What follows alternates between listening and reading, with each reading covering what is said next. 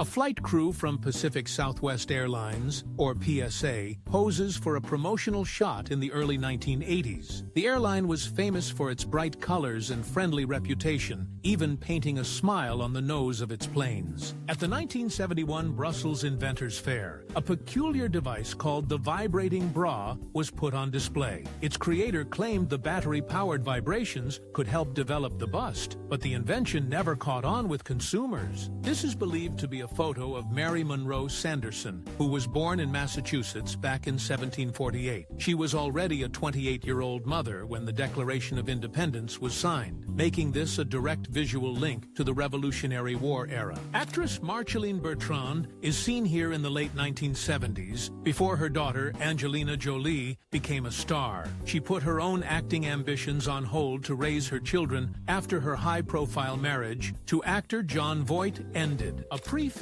Madonna Ciccone is pictured here around 1979 when she was a struggling artist in New York City. With just a few bucks in her pocket, she was trying to make it as a dancer and musician, years before her first hit single. Confined to her bed after a devastating bus accident, artist Frida Kahlo continued to work using a specially made easel. This setup allowed her to paint while lying on her back, leading to some of her most recognized self-portraits. The massive scale of the Bethlehem Fairfield shipyard in Baltimore is seen here at the height of World War II. Workers at this yard and others like it could construct a complete 440-foot Liberty ship in as little as 4 weeks. A night view of Hollywood Boulevard in 1962 shows the glow of neon signs from landmarks like the Broadway department store. This was the peak of the broadcast era, when major networks like ABC and NBC had their studios right on the Strip. A woman navigates New York City traffic on a Lambretta scooter, a popular sight in the late 1960s. Her small European ride offered a stark contrast to the massive American sedans that crowded the city streets back then. Vermont Rail System's massive snowplow, known as a wing plow, sits ready for the harsh winter. Its giant red wings were designed to be pushed open hydraulically, clearing deep snow drifts far from the tracks. Rudolf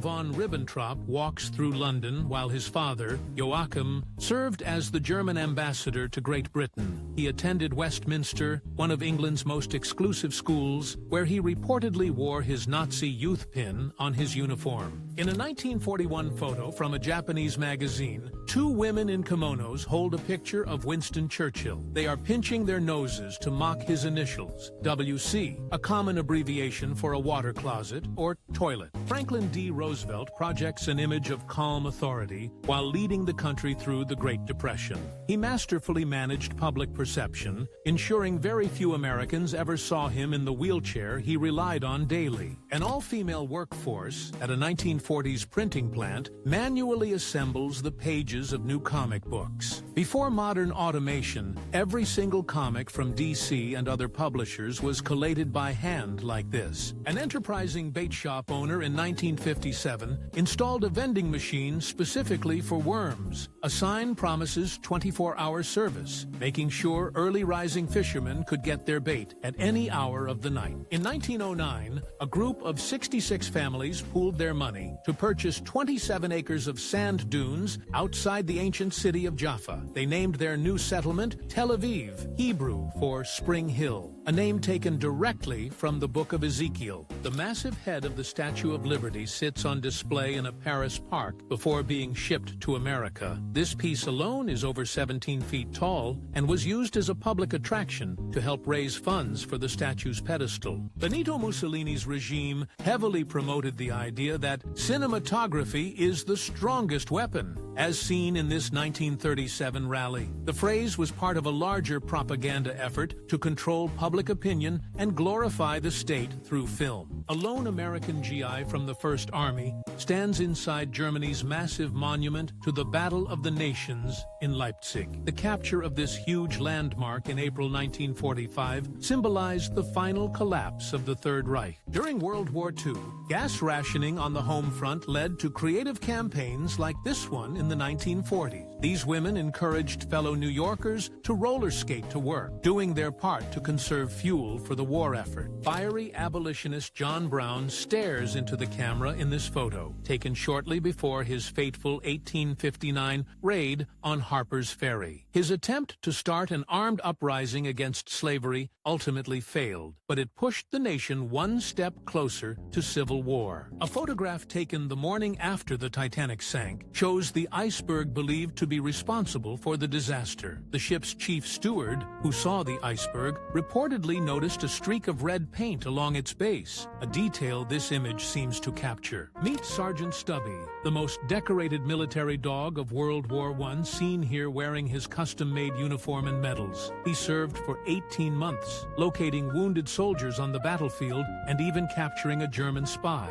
A McDonald's employee works the counter in the early 1980s, wearing the striped uniform common for that era. The cash registers were still button-operated just before the first touchscreens began to appear in fast food restaurants. A 23-year-old college student named Gary Anderson designed what would become the universal symbol for recycling back in 1970. He created the logo for a design contest sponsored by a cardboard box company and won the $2,500 grand prize. Prime Minister Winston Churchill takes the controls of a Boeing 314 flying boat during a transatlantic flight in 1942. He was returning to Britain after meeting with President Roosevelt in Washington, D.C., following the attack on Pearl Harbor. Drivers navigate a narrow channel carved through deep snow following a massive blizzard in Idaho during the winter of 1952. The walls of snow, cut by plows, tower over the line of classic American cars from the 40s and early 50s. A showgirl adjusts her costume backstage at the Tropicana Hotel in Las Vegas in 1957, the year the resort first opened. Famed photographer Elliot Erwitt captured these behind-the-scenes moments for an Esquire magazine feature on the city's nightlife. A peaceful scene unfolds along a river in Afghanistan during the 1950s, a period of relative stability for the country. This everyday image stands in stark contrast to the decades of conflict that would later engulf the nation. Roger Moore sits with his co-stars Britt Eklund, Maud Adams, and Hervé Villechaize during the filming of a James Bond movie. The cast was on location in Hong Kong in 1974 for the production of The Man with the Golden Gun. Richard Burton talks with Elizabeth Taylor and her then-husband, Eddie Fisher, on the set of Cleopatra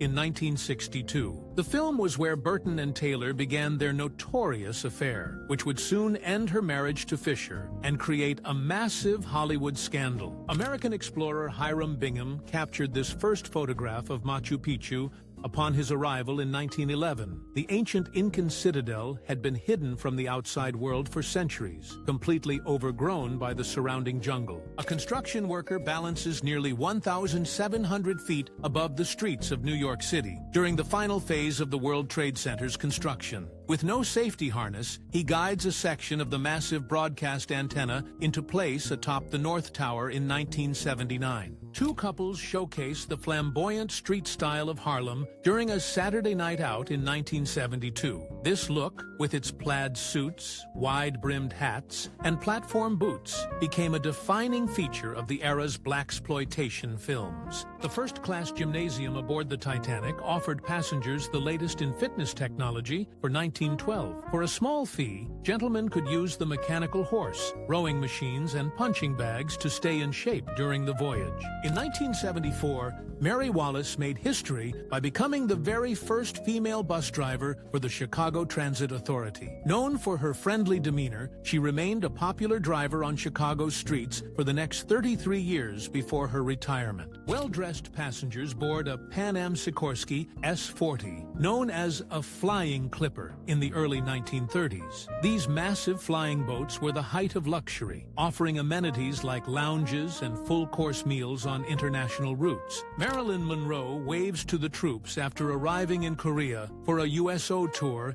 in February 1954. She performed 10 shows in 4 days, often in freezing weather, for an audience of more than 100,000 service members. A businessman in 1959 uses an early version of the car phone, a bulky piece of equipment that took up considerable space in the trunk. The system operated more like a two-way radio, requiring an operator to connect the call over the airwaves. A man and woman ride an Autoped, one of the first commercially available motorized scooters, back in 1916. It could reach speeds of 20 miles per hour, but the invention was considered a novelty and never achieved widespread popularity. Chinese leader Mao Zedong takes a swim in 1961, a recreational activity he often used for political purposes. His highly publicized swims were meant to project an image of personal strength and vitality to the nation. A family shops for a new car in 1957,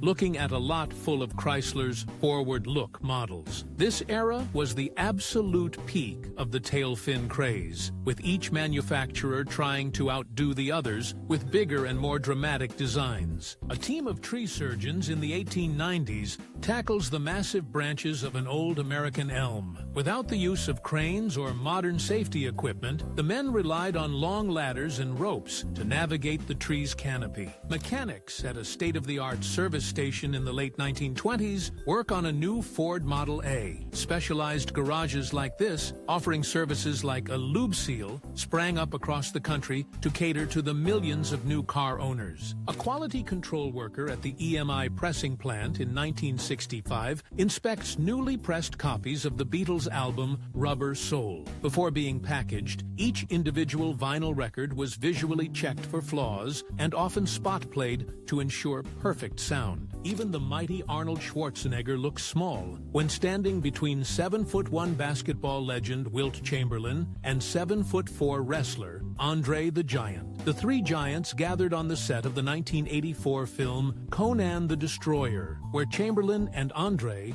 both had acting roles. A young Arnold Schwarzenegger hits a spontaneous pose for onlookers while in Melbourne, Australia, for a bodybuilding tour in 1974. This kind of public display was part of how he built his worldwide fame, shocking everyday people with his champion physique. The top photo of Notre Dame Cathedral from 1850 shows the landmark before the addition of its famous central spire. That spire, added during a major 19th century restoration, would define the cathedral's silhouette until it was tragically lost in the 2019 fire. A group of women modeled the latest swimwear fashion from the mid-1940s, an era when new fabrics like rayon and nylon were becoming popular. The styles included both modest one-piece suits and the high-waisted two-piece designs that were gaining acceptance at the time. This is the Mercedes-Benz W125 Record Wagon, a car built for one purpose: breaking the land speed record. In 1938, it hit an incredible 268 miles per hour on a public German Autobahn, a record that stood for nearly 80 years.